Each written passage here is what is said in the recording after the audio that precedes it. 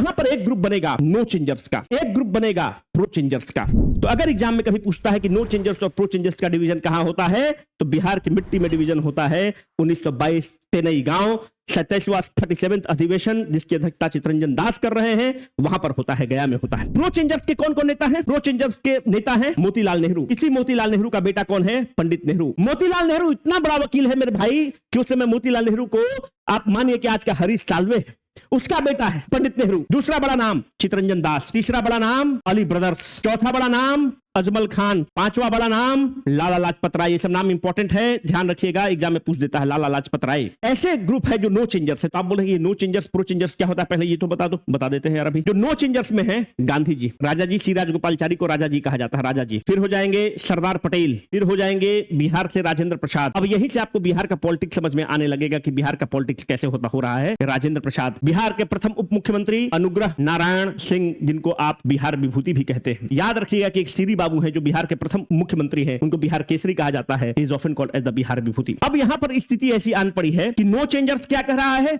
No changers कह रहा है कि भाई हमें सरकार में कुछ भी पार्टिसिपेशन नहीं करना चाहिए। तो सरकार में पार्टिसिपेशन मतलब जो भी चुनाव वगैरह होगा उसमें हमको पार्टिसिपेट नहीं करना चाहिए। हमें अपने जनता को जन जागरण करने की जरूरत है, उसको तैयार करने की जरूरत है कि जो पुलिस ब्रूटलिटी होगा उसको वो झेले, और जो समाज में जो कुरीतियां हैं उसको हमें समझाने की जरूरत है। एक ग्रुप जो प्रो चेंजर्स है ये कह रहा है कि नहीं, अंग्रेज के लिए हम असेंबली में जाएंगे, चुन के जाएंगे और अंग्रेज का जो पॉलिसी है उसको एक्सपोज करेंगे। तो भाई जब ऐसी स्थिति आन पड़ी है तब फिर कांग्रेस अधिवेशन में क्या होगा? वोटिंग ही होगा, और क्या आपके पास विकल्प बचता है? वोटिंग जो होगा उसमें 890 वोट इनको मिलेगा प्रो चेंजर्स को, और 1740 वोट, ये बहुत इंपॉर्टेंट फैक्ट है, ध्यान रखिएगा, 1740 वोट नो चेंजर्स को मिल जाएगा। गांधी है, गांधी को अगर आप देखेंगे तो गांधी का उस समय जलवा है, गांधी उस समय अपने परचम पर है, पीक पर है। तो गांधी का ग्रुप क्या है? जीत जाएगा। ये ग्रुप नाराज हो जाएगा, ये ग्रुप हार गया, वोटिंग हुआ। इस स्थिति में इन लोग बोलेगा कि हम लोग एक नया पार्टी बनाएंगे और उस पार्टी का नाम है कांग्रेस खिलाफत स्वराज पार्टी। तो अब ध्यान से देखो कैसे कांग्रेस खिलाफत स्वराज पार्टी का होगा। अब उस समय का इतना बड़ा वकील मोतीलाल नेहरू वो हार जाता है, उतना बड़ा वकील चितरंजन दास हार जाता है, वोटिंग होता है, तो इन बहुत नाराज होते हैं। तो वहां पर गया में अगर आपसे कभी कोई एग्जाम में पूछेगा कि कहां पर कांग्रेस स्वराज पार्टी का फॉर्मेशन होता है, तो याद रखिएगा यहां पर राजा टेकारी बहुत इंपॉर्टेंट है।